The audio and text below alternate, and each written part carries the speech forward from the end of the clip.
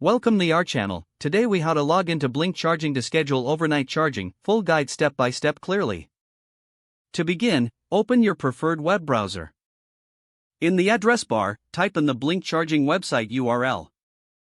Press the enter key to navigate to the site. Once the home page loads, locate the login option usually found at the top right corner. Click on the login button to proceed to the login page.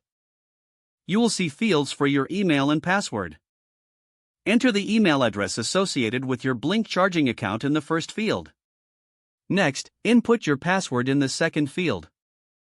After entering your credentials, look for the login button on the page. Click the login button to access your account. If you have forgotten your password, there is typically a Forgot Password link below the login fields. Click on that link to initiate the password recovery process. Follow the instructions provided to reset your password if necessary. Once logged in, navigate to the charging schedule section from your account dashboard.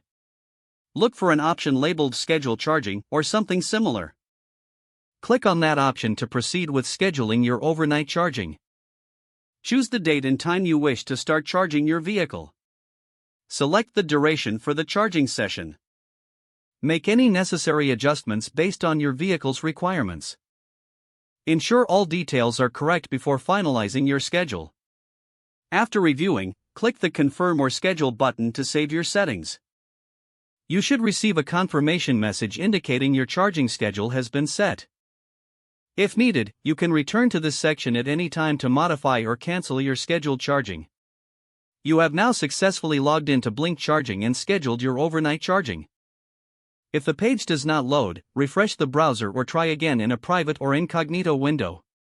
Make sure you are using the correct email address, then retype it carefully to avoid small typos. If your password is not accepted, use the reset option and create a new strong password you can remember.